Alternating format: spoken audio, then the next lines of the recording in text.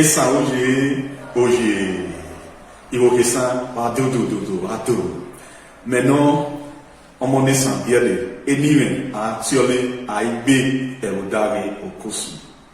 I am also using this very moment to greet all Esan sons and daughters out there, and of course to also pass my greetings to everyone listening to this historical narrative. I greet you all in accordance to your various time across the globe. I want to bring before us today the history of the Igueben Esan people. This is as unto doing justice to the Esan history. Doing justice to the Esan history? Oh yes.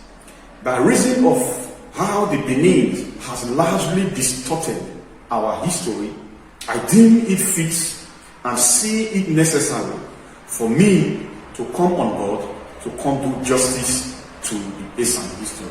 And of course, the Esan history is not only the Igueben history, but by reason of the historical monuments of the Igala people, it is very, very important I start with the Igueben history, because we cannot but narrate how Igueben was founded, the formation of Igueben, what led to the formation of Igueben.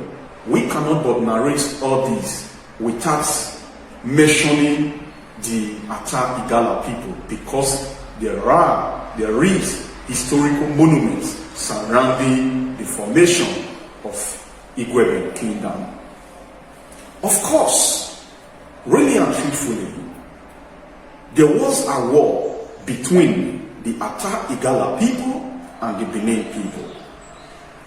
The Benin took a war to the Ata Igala kingdom to go fight a war against the Ata Igala people.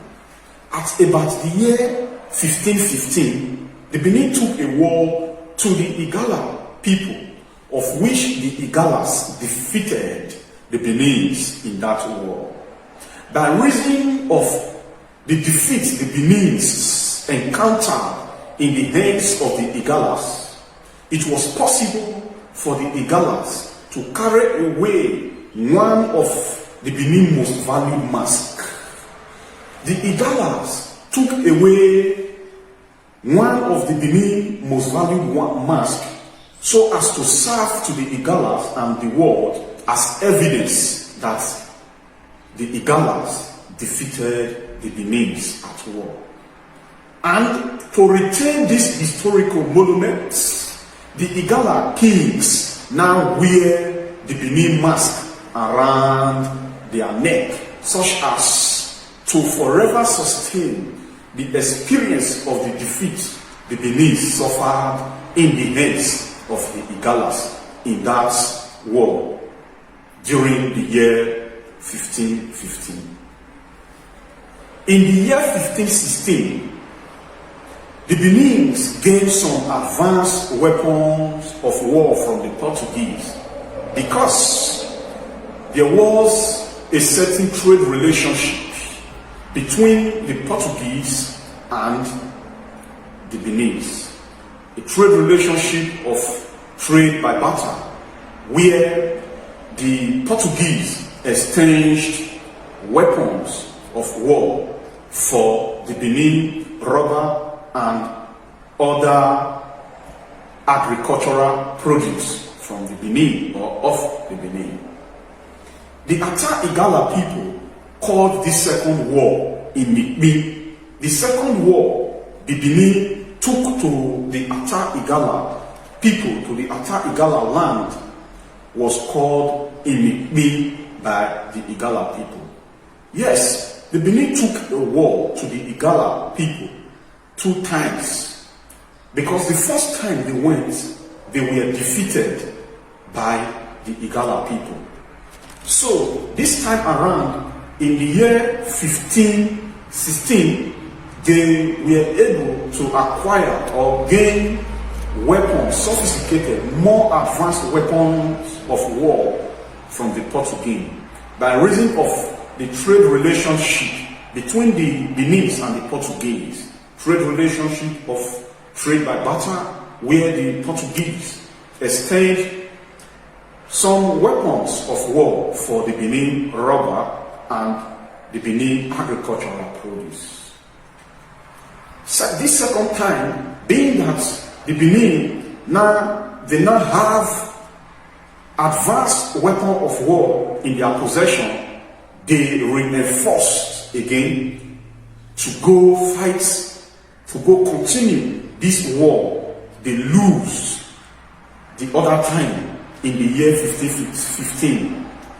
They went again to the Ata Igala land, and the Ata Igala called this war, the Benin brought to them again in the Benin, because the daughter of Ata Ayagma, Omoidoko, sacrificed herself to play a major role in that war. And of course, the Benin suffered a lot of casualties in that second war. Yes, there were also casualties that the Ata Igala experienced, simply because the Benin came with advanced weapon of war they gained from the Portuguese. But the Benin's were not able to completely dominate the Ata Igala people. This time around, it was during the reign of Oba Esigi. And being that the Benin's were not able to win that war, the Benin know fully well that they have a neighboring kingdom that are very, very strong in battle. Whenever battle is brought to them, they always conquer the battle that is brought to them. Who are these people? The Esan people. This time around, the Benin's Oba Esigi have to ask of a helping hand from the Esan people. And there was a man who is now known, or who the people start calling Igueben, because the sword which this warrior was using, this Esan man was using, is the Igueben sword. This Igueben sword is now royal sword of honor today in our cultural practices, in our cultural heritage, in our monarchical structure. The sword is now called the royal sword of honor. If you become a chief in our kingdom, in any of these kingdoms, these neighboring kingdoms, whether you're Esan, Edo, Yoruba, Igbo, whatever kingdom, Delta, if you become king, this sword is given to you as honor, because it was a sword of a royal warrior. That is the meaning of Igueben. Igueben means royal sword of honor. Ordinarily, Igueben is a sword of the Esan man. So the man was identified as Igueben because of his sword.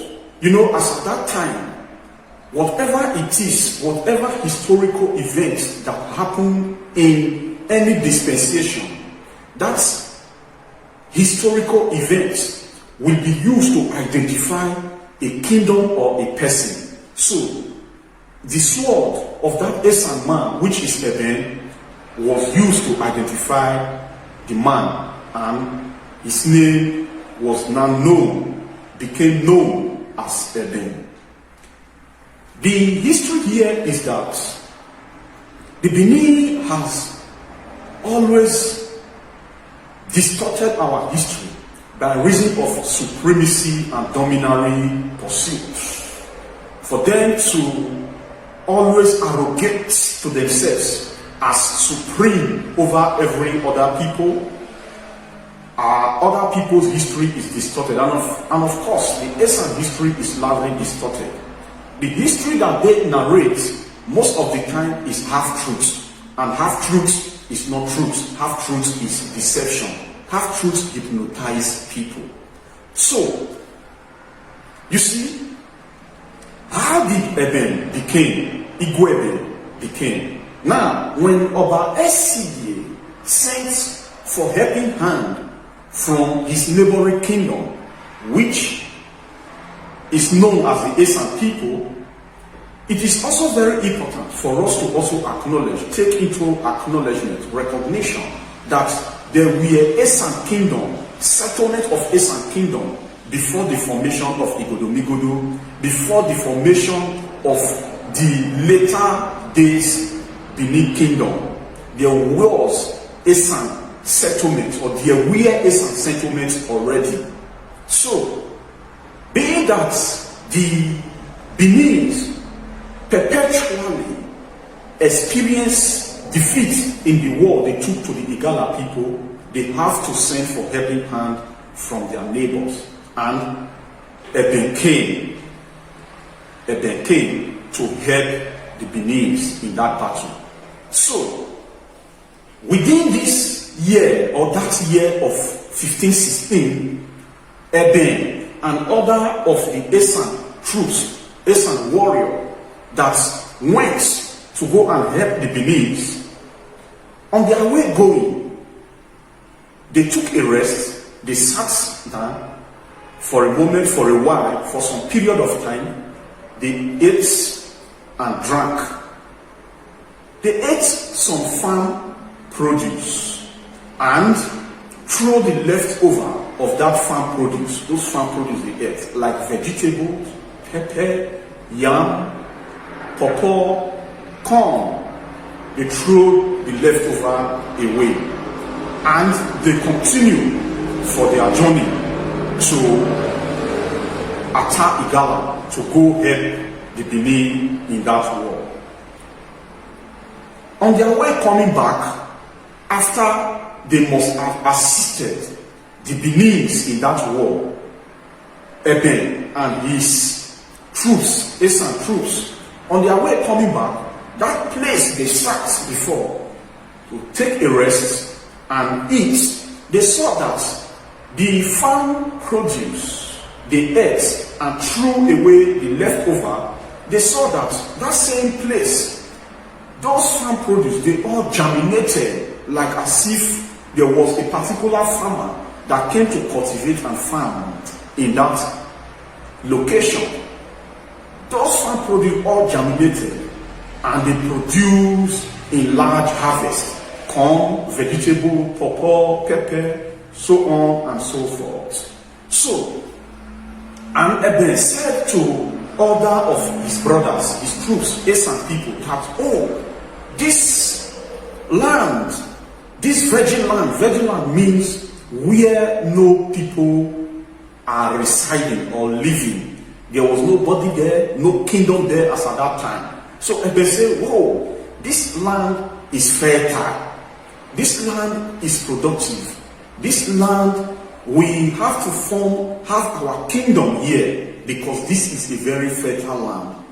The evidence for them to know that the land is fertile land, it is the farm produce the earth, threw away the remnants, and those farm produce germinated and produced a large harvest. So, being that Oba Esigye was the one who sent for helping hands from the Esan people, the Igueben,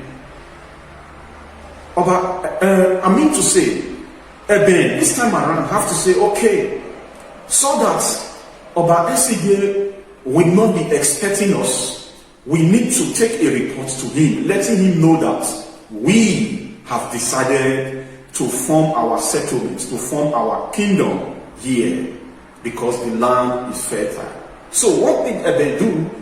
Igueben have to cast off his sword as evidence that he is the one that sent the message to Oba Esigye and took off the farm produce that they harvested in that location, to go tell Oba Esigye that this is the reason why we have decided to form our settlement here. It is not that Igueben is a son of Oba Esige or a son of any Oba of Benin. No. Igueben is not a son of Oba Esige, or Igueben is not a son of any Oba of Benin. In short, there is no king in ESANLAND in the past time and in this present time. There is no king that was given birth to by any Oba of Benin. We know fully well that Esans are settled in 35 independent kingdoms in ESANLAND. But it is also important that, being that we are settled in 35 kingdoms in ESANLAND, it is important we know that the Esans, we are homogeneous in nature. We are not a different people. We are homogeneous in nature. And of course, the Esans are not descendants of the Benin people. Neither are they offshoots of the Benin people. The Esans are not children of the Benin people. The Esans are a unique people that has been existing before the formation of Igueben that we all formed together. When I say we all, no one can monopolize Igueben or Idu to themselves only. Although the Benin have always been in quest of monopolizing every greatness, every historical monument that happened during the formation of Igueben and during the formation of Idu, they have monopolized it to themselves simply because they are into dominary and supremacy league.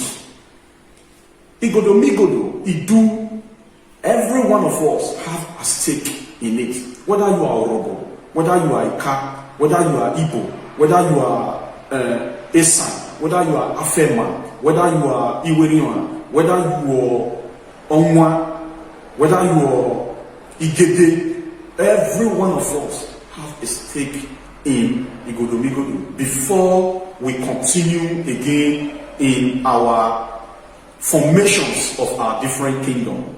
So, no one should monopolize whatever historical monument that happened